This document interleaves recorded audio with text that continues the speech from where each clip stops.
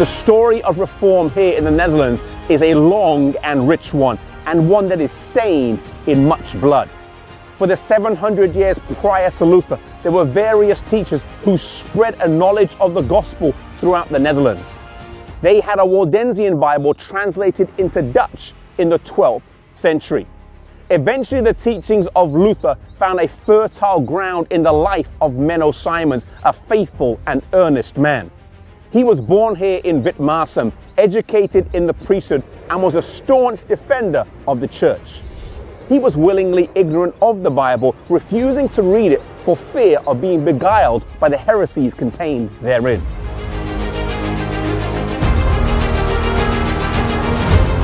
He witnessed the beheading of a man who was put to death having been rebaptized, and this caused him to study what the Bible has to say about infant baptism, where he could find no evidence for it.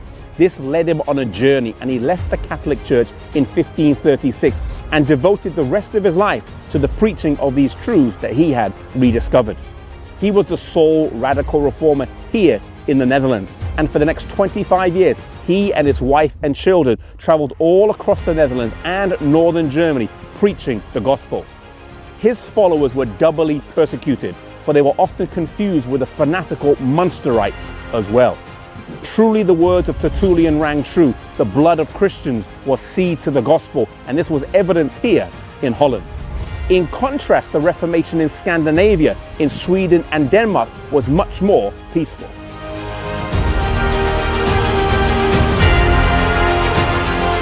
Whilst the fires of martyrs were burning all across England during the reign of bloody Queen Mary, and the Protestants in France were persecuted on numerous occasions, in Sweden and Denmark, the Reformation would unfold much more peacefully, and one could argue they had a greater proportional impact in each respective country.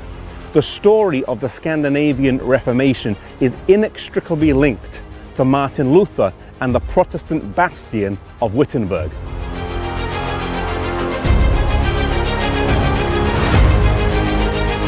In the country of Denmark, one of the principal figures in the Reformation was a man named Hans Tausen. Like many others, he had grown up in a Catholic family and spent some of his early years in a cloister. He completed much of his education in Denmark, where he was noted for his understanding of Latin and Hebrew, but he would also go on to study in Cologne. Whilst there, he came across some of Luther's writings, and in 1523 he went to Germany, where he met Martin Luther and became acquainted with the new ideas that were being espoused. He would spend 18 months studying there with Luther, after which he would return to Denmark, where initially he kept it a secret that he had been in Wittenberg.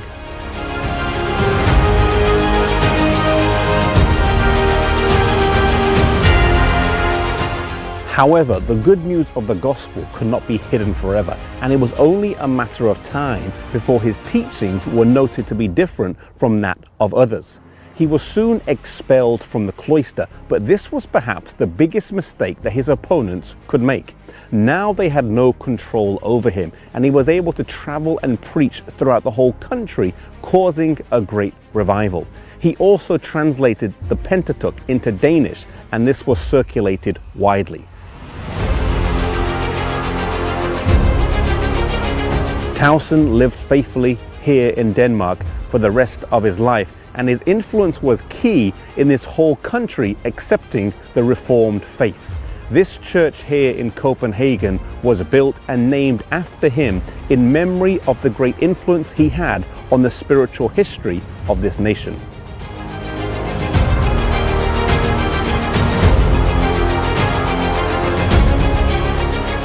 Around the same time as Tausen was causing a revival in Denmark, the Petri brothers were having a similar impact here in Sweden. The work in these two countries shows that the disciples were just as powerful and scholarly as the giants under which they studied.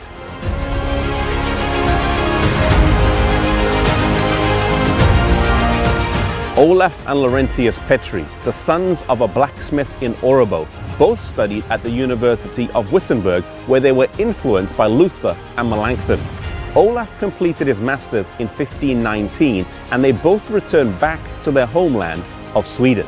They helped to translate the Bible into Swedish, and through their hard work at the Diet of Västerås, Sweden was declared Lutheran, the first country to do so.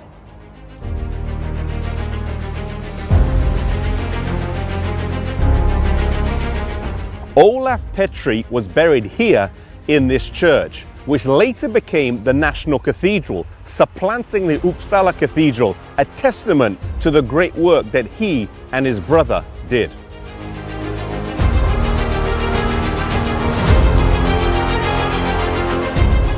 While it might have been easier for the Petri brothers or Towson to live, study and work in a place like Wittenberg or Geneva, God had a better thing in store for them. Their destiny was to return to their homeland and preach the gospel there. They knew the language, the culture and the customs, and they were able to do a work there that others from elsewhere would not have been able to do. Whatever work you do, may you start with that which lies nearest. Whether it be your home church, which might be small, humble, and not so lively, or maybe it's your home country. Not everyone is called to go to a faraway and distant land, but we can all start working for God right where we are. May you follow God's call as these men did in years gone by.